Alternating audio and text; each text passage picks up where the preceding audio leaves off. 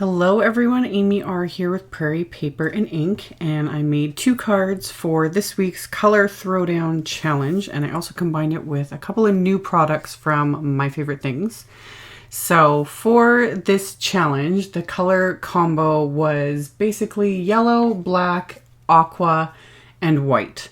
And I decided to work with the Bold Blooms stamp set and do a technique that I did not too long ago with one of the other floral sets from MFT. My mind just started kind of going back to that set of cards I did, and I was like, you know, I want to try it again with a different color combo, and let's just see what happens. So I've got 2 pieces of Canson XL watercolor paper here with the textured side up. With this, it doesn't really matter. I just kind of like sometimes that little bit of texture.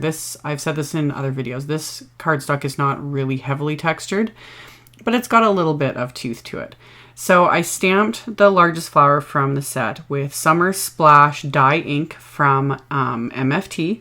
And then I stamped the medium flower with Sunshine ink. And then I chose one of the smaller flowers in the set and just stamped it randomly with some daffodil ink. And then I went in and added black licorice with these outline of leaves. And I did do a little tiny test onto just a scrap of the same paper with some of these inks, because I was like adding the black like this. I was like, ooh, this could turn into a huge hot mess. But it worked. So I was like, okay, I'm going to do this. So I stamped everything. And then I just grabbed my spray bottle and started misting everything with water. And with this, you need to experiment with how much water you use, how close you mist it. If you mist really close, you'll get an almost instant reaction. The inks just want to spread. If you mist higher up, it doesn't seem to do as much. It really just depends. Every time it's different, which makes this so much fun. That's why I love doing this. So I didn't let it sit for too long, and I just grabbed my paper towel and picked up the excess ink because I didn't want it to turn into just blobs of color. And then while it was still wet, I kept stamping over it. I wasn't worried about it still being damp. If anything blended out a little bit more, I was just playing, which is what I tend to do, or, you know, when I'm making cards and whatnot, just seeing what would happen. So there's this funny little kind of floral center piece for this blue flower. And this time I was inking it up with some blue raspberry dye ink. And then for the centers of the yellow flowers, there's a separate stamp for that. And I decided to ink that up with the same black licorice ink. So inked that up, stamped it, and then decided to stamp one of the other small flowers from the set with, I can't remember if I used the blue raspberry or the Summer Splash. Honestly, either one would have worked. It doesn't really matter. But I just wanted to pull in a little bit more of the blue into this. And then, of course, as always, I had to add some splatter. It was looking pretty messy, like looking at it right now. When I was stamping this, I was like, this just looks like a hot mess. What am I going to do with this? But always kind of keep going. You know, wait until the very end. Sometimes walk away from it. You'll come back to it and it looks completely different. In my case, usually adding splatters seems to fix everything. So that's what I did. I grabbed my splatter cubby and set that on my desk and then set both these down. And then I just smushed the Sunshine ink pad right onto an acrylic block, added some water, and I was pretty heavy with the water. I wanted to get like some big splatters, which I did. So I just used a brush against the acrylic block to splatter on the yellow. I let that dry completely. And then once that was dry, I did the exact same thing a second time, this time with the black licorice ink. And this time didn't add as much water, so I got a finer mist or little splatters instead of big blobs of ink. I just wanted it to be just really fine splatter all across. I'm obsessed with splatter. I think I've said that a million times the last few videos, but it's true. So I let that completely dry, and by then I was happy with this. I kind of liked just the messy, watercolory, loose look of it all. So I ran both of these through my die cut machine after everything was dry with the brand new single stitch line rectangle frames dynamics. So ran those both through, so it'll cut the frame plus the center area, which is just a rectangle. So did that, and then after I did that, I actually ran the some black licorice cardstock several times with the thanks and hello dynamics. So I die cut those 3 times, and I popped the first 2 sets out, removed all the center areas, poked it out with craft pick, and then the original ones I left in the cardstock because these ones have, you know, finer areas, and I've showed this in other videos. It makes it so much easier to leave the original pieces in the scrap paper and just holds everything in place, so you're not kind of fiddling around with all these fine little die cuts.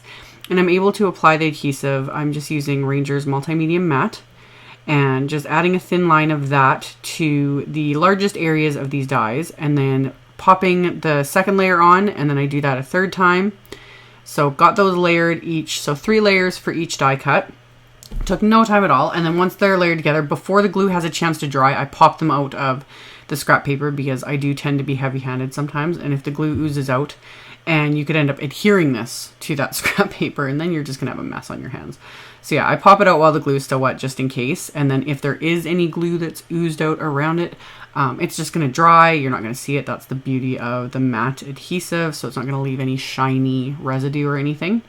So got both sentiments all adhered, and then I decided I needed to first create my card base. So this was just heavyweight white cardstock that I had cut in half. So they're 4 1/4 by 11, and then I scored them at 5 1/2 with my Teflon bone folders. So they're both going to be top folding A2 size cards. So 4 1/4 by 5 1/2. So once I had both those scored, I was thinking about how I was going to finish off these card fronts because I'd used that rectangle die. It created a much smaller rectangle for the front of my card. And I was going to pop it up just like that, but I was like, I needed to add something. So I had just enough of this striped pattern paper left from the My Favorite Things. This is their Dots and Stripes Neutral 6x6, which I have, out of all the pattern paper I used, I reach for this one the most. I actually need to get more of this. And in fact, if I could just get the black and white stripe paper in, you know, the regular orientation and the vertical or slanted orientation like this, I would use that on almost every single card. It just goes with everything. So I adhered that flat to my card base. And then the watercolor panels I adhered with a generous amount of foam tape. Like I pretty much covered the backs of them completely just to keep them completely flat, since they of course were warped from all the water and everything. And then to adhere my sentiments, I just used the exact same multi-medium matte and just squeezed it into the thickest areas of the sentiment. Pop those onto my card fronts, and then I just put an acrylic block on top of them just to hold it down completely flat so they would adhere fully to each card. And then for the insides of the cards, that's what I decided to use those frames for, was just to add to the insides of the card, just give it that little extra something. I was going to stamp on the insides, but instead decided just to use these frames instead. So use the same multi-medium matte adhesive, just squeeze a really thin line all around the center of these, and then adhere those to the inside of each card.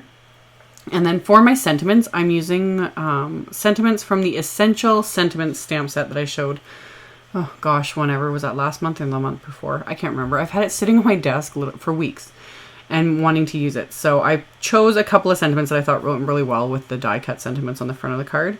So I stamped both of those on the bottoms of the inside of the card with VersaFine Onyx Black ink.